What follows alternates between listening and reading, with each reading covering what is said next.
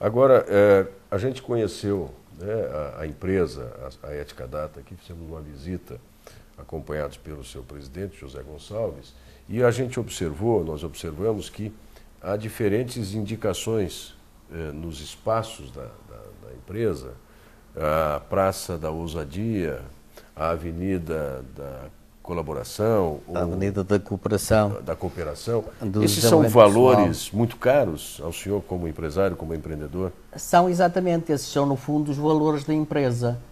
Eu achei que era possível ter os valores sempre presentes, dando os nomes aos corredores, que nós pomposamente chamamos de avenidas, ou às praças. Tem a Praça do Software, a Avenida do Desenvolvimento Pessoal, a Avenida da Inovação, a Avenida da Cooperação, no fundo que são os valores da empresa que fazem com que toda a gente coopere, desenvolva, investigue e inove. No fundo, esses são os valores que eu tento incutir para a empresa.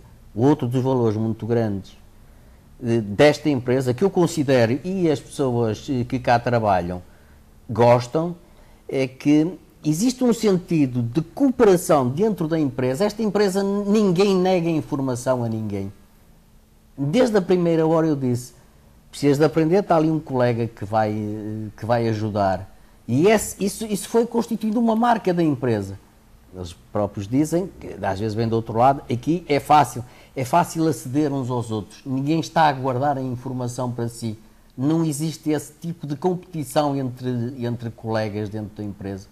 E tem sido muito agradável verificar. Ficou também como um registro, como uma marca da empresa. Agora, a empresa Ética Data, ela produz softwares voltados a soluções de gestão para diferentes cenários empresariais, pequenas, médias, grandes corporações, empresas do setor automotivo, do setor de varejo, enfim. E internamente, vocês utilizam esses softwares para a sua gestão? Como é que é?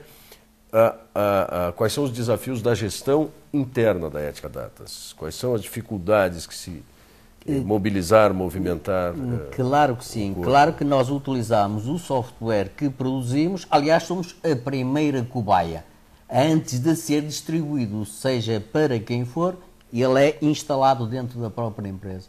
As características da nossa empresa não têm um grau de complexidade. As características da gestão, do software de gestão, não temos o grau de complexidade do que tem, por exemplo, uma empresa com outras necessidades.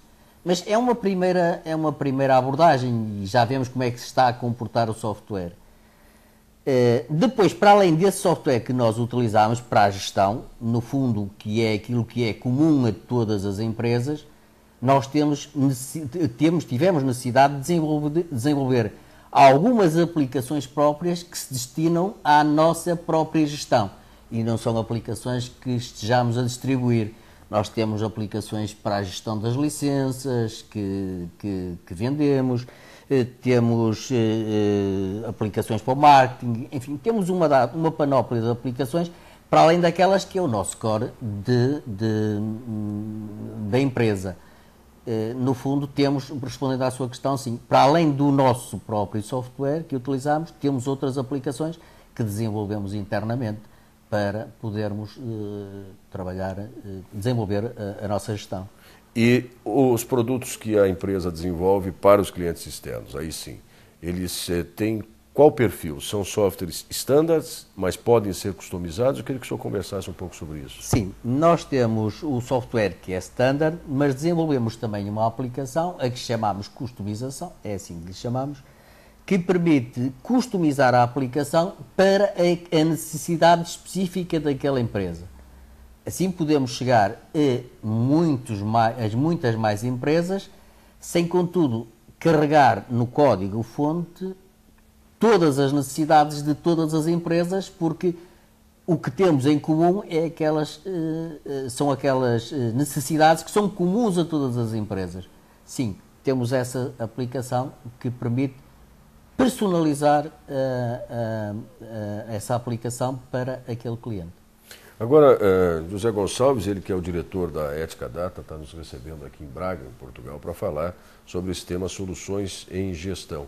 Eu gostaria de aproveitar também que estamos aqui em Portugal para a gente conversar um pouco e ouvir a sua opinião a respeito do cenário macroeconômico pelo qual Portugal está passando. É um cenário em transformação, a Europa de uma maneira geral e o mundo também, globalmente estamos falando em um momento pós-crise, com repercussões ainda nem tão mensuráveis, não sabemos exatamente o que pode acontecer.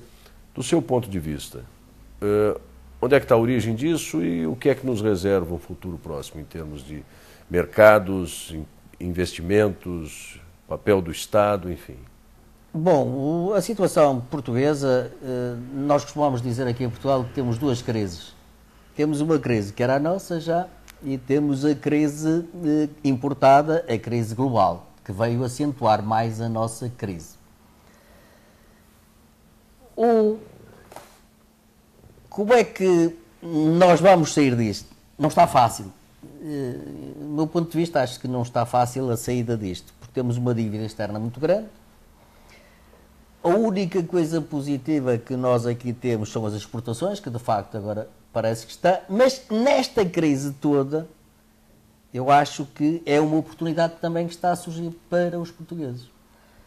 Os portugueses deram-se conta que tinham necessidade de sair e hoje as empresas portuguesas estão a internacionalizar-se.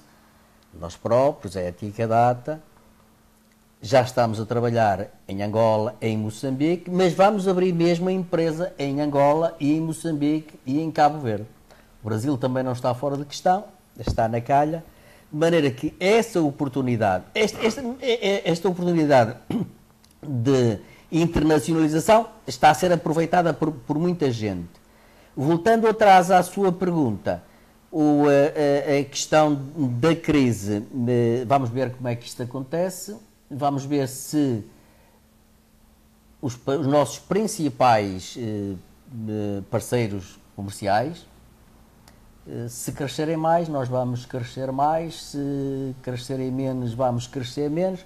De qualquer modo, foi-nos imposta uma marcha acelerada que podia não ter sido assim. Quem é que disse que temos que passar o déficit para menos de 3% em 3 anos? E porquê que não é 6%? E porque não é 9%? Afinal, há tantos países que têm déficits muito maiores. Eu acho que devemos de reduzir o déficit, mas se estamos a reduzir tanto que não temos dinheiro para investimento, provavelmente estaremos a cavar o buraco ainda mais fundo. Ou como se diz no Brasil, dando um tiro no próprio pé. Dando um tiro no próprio pé. Portanto, a minha opinião era que provavelmente poderia ser, porque ainda não conseguia, aliás, ninguém disse, alguém disse que era 3%. A Europa tem que estar com 3% e que tem que ser em 3 anos. Não, confesso que ainda não encontrei nenhuma explicação, já tivemos déficits de 10, de 15, de 20, há tantos países que têm déficits. Acho que devemos reduzi-lo, acho que não devemos ter déficit, acho que devemos ter um superávit. Mas agora, o custo que isso vai trazer é que precisa ser avaliado. E eu ainda há pouco estava numa reunião, antes de vir aqui falar para os alunos da Universidade Federal de Santa Catarina, e estava a tratar do orçamento de marketing para 2011. Ora bom, se eu não investir em marketing, naturalmente as vendas vão sofrer com isso. Portanto, tem que haver um investimento. Nós deixamos de ter investimento público, a confiança não é muito, tem um investimento privado. Também, se o Estado não vai a jogo, porque é que os privados vão a jogo? De maneira que a minha opinião é essa, portanto as incertezas são muito grandes, todavia é nas épocas de crise que muitas vezes se geram as grandes oportunidades. No caso brasileiro, nós temos tido a oportunidade de conversar ao longo desse programa, Oficinas de Gestão, com vários especialistas. A primeira das teleconferências que fizemos foi exatamente sobre a crise mundial, os seus efeitos, enfim, e vários outros aspectos da economia. E no Brasil há uma certa visão unânime de que o país deve terminar 2011 com um crescimento de 7,5%, enfim, e aparentemente voa em céu de brigadeiro, né? Ou navega em águas muito calmas. O senhor crê também nisso? Pelo que o senhor tem informação do Brasil, é um país bom para investir ou bom para ser convidado a participar de investimentos no Brasil? Como é que o senhor vê a relação entre as duas nações irmãs, aí, Brasil e Portugal, do ponto de vista da economia? Do ponto de vista das empresas portuguesas investirem no Brasil, sem margem nenhuma para dúvidas, porque se as empresas vão para um país que está em crescimento, os riscos serão muito menores, obviamente. Do ponto de vista do Brasil vir para a Europa, eu vou dizer para a Europa, acho que beneficia bastante pelo facto de, eventualmente, se instalarem em Portugal, porque depois aqui, como já conversávamos há pouco, isto é tão pertinho, entre Portugal e Paris, que entre Portugal e a França, entre Portugal e a Itália, os países todos, e que era isso que, no fundo, esteve previsto com uma grande conjunto de empresas brasileiras da área de tecnologia que, no ano de 2005, viriam para Portugal e depois isso segurou. Portanto, foi um negócio que não foi para avante. Mas sim, acho que as empresas brasileiras têm muito, e falo pela área que conheço, têm muito bons produtos que podem efetivamente vir aqui. Falou que somos dois países irmãos, falamos a mesma língua. Que melhor país pode ser para os brasileiros do que Portugal para... E no continente africano também é um espaço de oportunidades para investimentos nesta área, sobretudo, da informática? Ainda é maior, digamos, a oportunidade. O potencial é muito maior. O potencial é muito maior. Os mercados que eu conheço são os países africanos de expressão portuguesa, que nós aqui designamos por PALOPes, e aí está tudo... por fazer. Se não estiver por fazer, está para se fazer melhor. Portanto, já se fez muita coisa lá, eu tenho ido lá regularmente, e tem imensas, mas imensas oportunidades, com crescimentos também de taxas elevadíssimas, de maneira que penso que para o Brasil também, os mercados, nós temos uma coisa em comum, que é a língua.